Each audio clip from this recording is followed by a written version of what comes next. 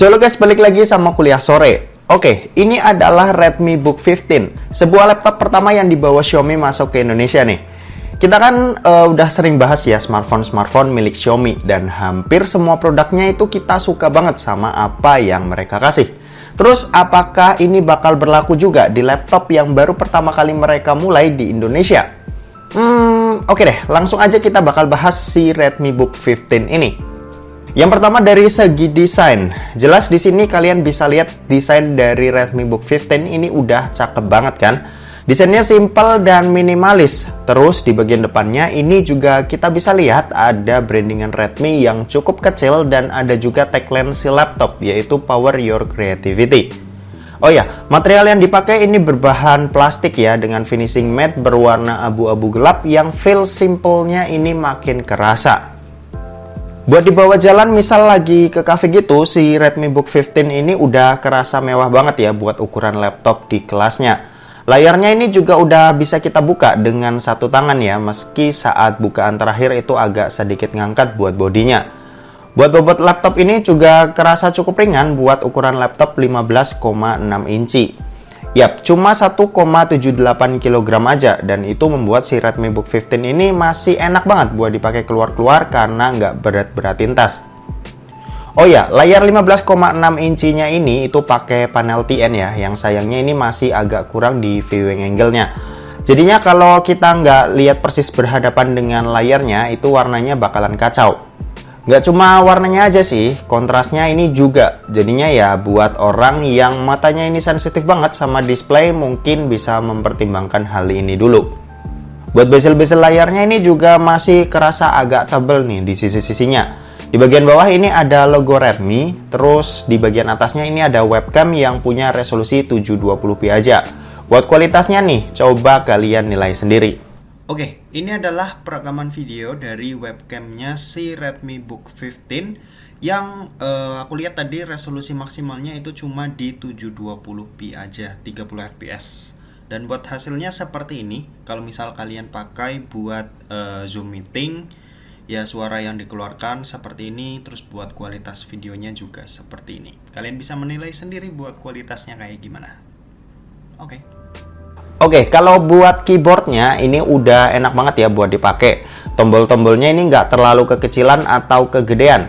Terus juga jarak antar tombol ini juga pas banget, nggak terlalu kedekatan atau kejauhan. Feels ditekannya ini juga enak banget ya, lembut dan bisa bikin nyaman buat ngetik lama-lama di sini. Oh ya, tombol powernya ini juga jadi satu tempat ya, dan warnanya ini juga mirip. Cuma tenang aja, buat mencet tombol power ini perlu ekstra tenaga kok, jadinya nggak gampang dipencet kayak tombol-tombol lainnya. Terus kalau buat trackpadnya ini juga tergolong gede ya, dan nyaman banget nih buat dipakai. Tracking gesturnya ini juga asik banget. Satu jari buat gerakin kursor kayak biasa, dua jari ini buat scroll wheels, dan tiga jari ini buat buka tutup tab. Overall trackpadnya ini udah enak banget buat dipakai harian, dan aku cukup nyaman ya selama 1 minggu pakai si Redmi Book 15 ini.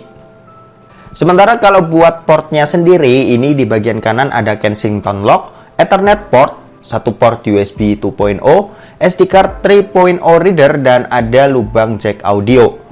Terus kalau di sebelah kirinya ini ada DC in, LED indikator, 2 port USB 3.0 dan port HDMI.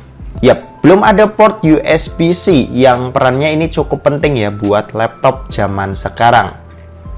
Oke, lanjut kita bahas ke masalah performanya.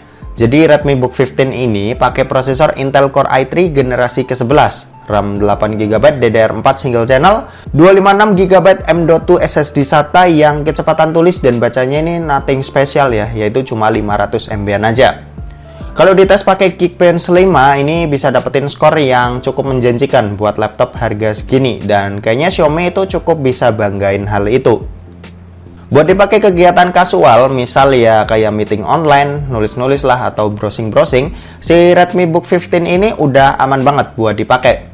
Terus kalau dipakai main game ini juga udah bisa-bisa aja, meski segmen laptop ini bukan ke arah sana. Tapi di sini aku udah nyobain main game Genshin Impact ya, dan hasilnya ini di settingan low dengan resolusi Full HD Plus ini udah lumayan bisa lah buat dipakai, meski ya frame drop ini agak sering kejadian. Sementara kalau buat kegiatan yang sering aku lakuin sebagai content creator, misal ya edit-edit video lah di Sony Vegas Pro, si Redmi Book 15 ini udah cukup lancar buat ngeliat previewnya.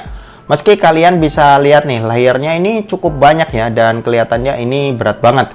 Nah, kalau saat rendering, ini buat video 15 menit Full HD plus 30 fps, ini bisa memakan waktu sekitar 12 menit yang udah tergolong cepat buat laptop harga segini. Dan ini overall udah bisa lah ya buat menunjang kegiatan editing video di laptop ini. Sebenarnya kalau kita lihat-lihat lagi dengan harga ada di angka 6 jutaan, laptop ini tuh udah kasih value yang bagus ya dengan para pesaing-pesaingnya. Cuma ya sekali lagi kita ngelihat Xiaomi, yaitu Xiaomi, brand yang selalu kasih harga murah dengan value yang super tinggi. Tapi kayaknya value yang super tinggi di laptop ini belum benar-benar kelihatan ya, dan semoga aja tuh Xiaomi bisa kasih lebih lagi kayak apa yang kita harapin dari nama Xiaomi. Oke, mungkin segitu aja buat video kali ini. Terima kasih buat yang udah nonton video ini. Jangan lupa buat like, komen, dan share juga ke teman-teman kalian, supaya teman-teman kalian mendapatkan informasi yang bermanfaat dari kuliah sore. Oke, terima kasih yang udah nonton video ini sampai habis, dan sampai jumpa di kuliah selanjutnya. Bye-bye.